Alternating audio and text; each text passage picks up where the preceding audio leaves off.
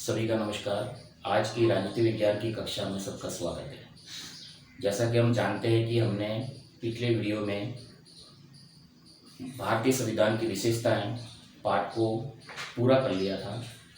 अब हमारा दूसरा पाठ है मूल अधिकार, नीति निर्देशक तत्व, मूल कर्तव्य। ये तीन चीज़ें हम इस पाठ में पढ़ने वाले हैं। तो इसमें सबसे पहले हम बिंदु लेंगे मूल अधिकार।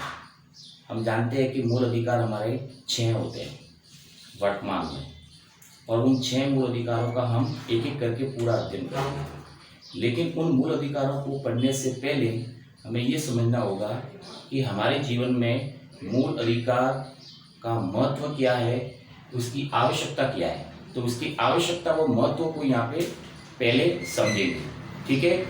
उसके बाद में हम मूल अधिकारों का वर्णन करेंगे। तो सबसे पहले देखेंगे आवश्यकता व महत्व। इसका जो पहला बिंदु है, प्रत्येक व्यक्ति को सुरक्षा प्रदान करना, यानी मूल अधिकार की जो आवश्यकता है, उसका महत्व है, उसका पहला बिंदु है कि प्रत्येक व्यक्ति को सुरक्षा मिलनी चाहिए, ठीक है। मूल अधिकार प्रत्येक नागरिक को शारीरिक, मानसिक, नैतिक विकास की सुरक्षा प्रदान करता है।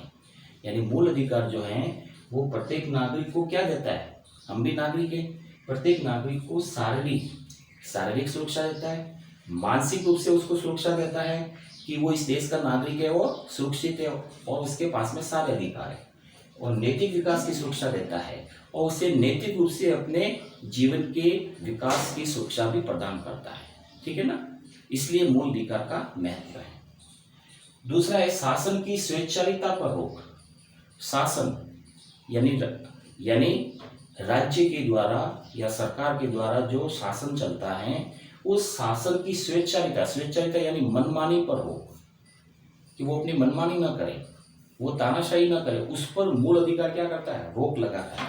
इसलिए मूल अधिकार की हमें क्या है, आवश्यकता, ये इसका महत्व है, ठीक है। तो इसके बारे में देखेंगे। पहला है कि मूल अधिकार शासन व विधानमंडल पर अंकुश लगाते हैं। अंकुश यानी नियंत्रण, अंकुश लगाते यानी नियंत्रण करते हैं। कौन करते हैं, मूल अधिकार, ठीक है ना। तो मूल अधिकार शासन व विधानमंडल यानी जैसे केंद्र में संसद होती है तो राज्य में विधानमंडल, जहाँ पे कानून का निर्माण होता है। तो शासन व विधानमंडल पर अंकुश लगाते हैं, यानी अगर शासन के द्वारा कोई आदेश दिया जाता है जो अनुचित है, या विधानमंडल के द्वारा कोई ऐसा कानून बनाया जाता है जो अनुचित है, तो उसके ऊपर मूल अधिकार क्या करता है, अंकुश लगाता है। क्योंकि मूल अधिकार को न तो हटाया जा सकता है और न उसमें आसानी से परिवर्तन किया जा सकता है। ये स्थायी कानून है और इसमें कोई बदलाव नहीं कर सकते। इसलिए ये क्या करता है, शासन और विधानमंडल पर अंकुश लगाता है। दूसरा है शक्ति की शक्ति व बहुमत दल की तानाशाही से सुरक्षा देता है। और मूल अधिकार जो है उनमें शासन की शक्ति से सुरक्षा देता है, क्योंकि शासन की शक्ति मूल अधिकार को नुकसान नहीं पहुंचा सकती। और बहुमत दल यानी जिस पार्टी का बहुमत होता है उसकी सरकार होती है, तो बहुमत दल की पार्टी भी मौलिक अधिकार में कोई परिवर्तन नहीं कर सकती है, उसे कोई नुकसान नहीं पहुंचा सकती है। इसलिए मूल अधिकार जो है शासन की शक्ति और बहुमत दल के तानाशाही को भी रोकता है, उससे हमें सुरक्षा प्रदान करता है, ठीक है। तीसरा है राज्य ऐसी कोई विधि यानी कानून नहीं बना सकता जो मूल अधिकारों को छीनती हो। यानी राज्य यानी सरकार या शासन व्यवस्था ऐसा कोई भी कानून नहीं बना सकती जो मौलिक अधिकारों को छीनती हो, मूल अधिकारों को छीनती हो, क्योंकि कोई भी कानून हमारे मौलिक अधिकारों को छीन नहीं सकता है। क्योंकि मूल अधिकार जो है वो स्थायी है, वो नागरिकों के स्थायी अधिकार है, उनको कोई भी शासन व्यवस्था या सरकार उसे छीन नहीं सकती, ठीक है ना। या इसके खिलाफ कोई कानून नहीं बना सकती है, या इस कानून में परिवर्तन नहीं कर सकती, क्योंकि मूल अधिकार सामान्य कानून से भी क्या है, श्रेष्ठ है। ये एक विशेष कानून है जो नागरिकों को दिया गया है, ठीक है। न्यायिक सुरक्षा से तात्पर्य है कि अगर आवश्यकता पड़े तो नागरिक न्यायालय की सुरक्षा प्राप्त कर सकता है। मूल अधिकारों का हनन यानी अगर मूल अधिकारों को जबरदस्ती छीना जाता है तो नागरिक न्यायालय की शरण ले सकता है। नागरिक क्या कर सकता है, न्यायालय यानी कोर्ट की शरण ले सकता है, यानी वो न्यायालय में जा सकता है और अपने मूल अधिकारों की सुरक्षा के लिए वहां पर याचिका कर सकता है और अपने मूल अधिकारों की सुरक्षा प्राप्त कर सकता है। क्योंकि जो न्यायिक सुरक्षा है, जो न्यायालय की सुरक्षा है, वह नागरिकों के मूल अधिकारों की क्या करती है, रक्षा करती है। इसलिए अगर कोई हमारे मूल अधिकारों को छीनने का प्रयास भी करता है तो न्यायालय के द्वारा हमें हमारे मूल अधिकार वापस मिल जाते हैं। चौथा है लोकतंत्र के आधार स्तंभ। लोकतंत्र का आधार स्तंभ है कौन, मूल अधिकार। मूल अधिकार है तो लोकतंत्र है। ठीक है, पहला है मूल अधिकार लोकतंत्र के लिए आधार स्तंभ है, क्योंकि मूल अधिकार के बिना लोकतंत्र की स्थापना नहीं की जा सकती। इसलिए लोकतंत्र की स्थापना के लिए नागरिकों के पास मूल अधिकार होने चाहिए, अन्यथा नागरिक उस शासन व्यवस्था को स्वीकार नहीं करेंगे।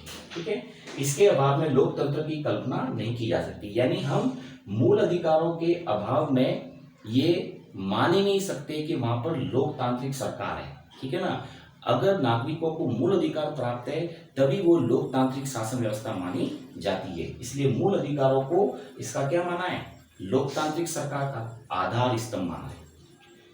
अंतिम हमारा बिंदु है समानता के कारक। समानता के कारक, ठीक है ना, यानी समान, यहाँ पे कारक का मतलब है कारण।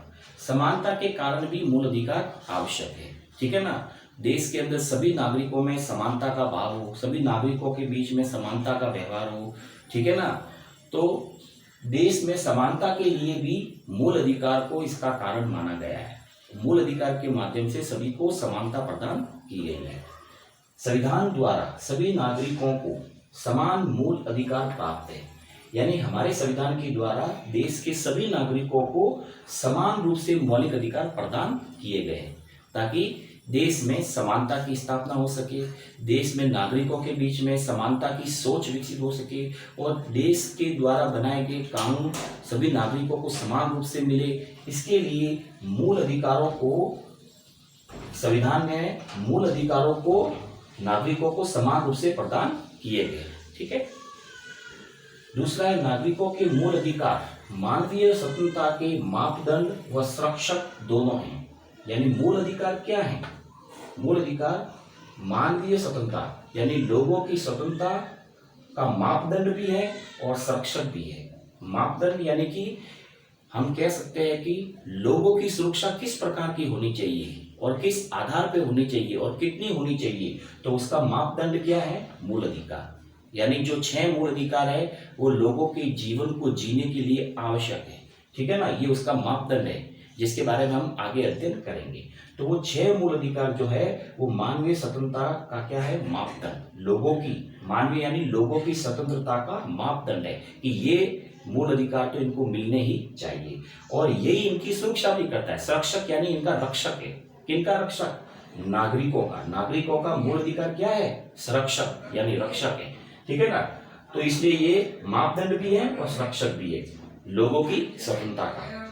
कौन, मूल अधिकार। ठीक है, इसके बाद अंतिम है इनका अपना मनोवैज्ञानिक महत्व है और मौलिक अधिकारों का अपना मनोवैज्ञानिक महत्व है। इसलिए ये हमारे संविधान के द्वारा नागरिकों को प्राप्त सभी अधिकारों में सबसे श्रेष्ठ अधिकार माना जाता है। इस प्रकार हमने आज की कक्षा में मूल अधिकार की आवश्यकता व महत्व के बिंदु को हमने समझा। ठीक है, धन्यवाद।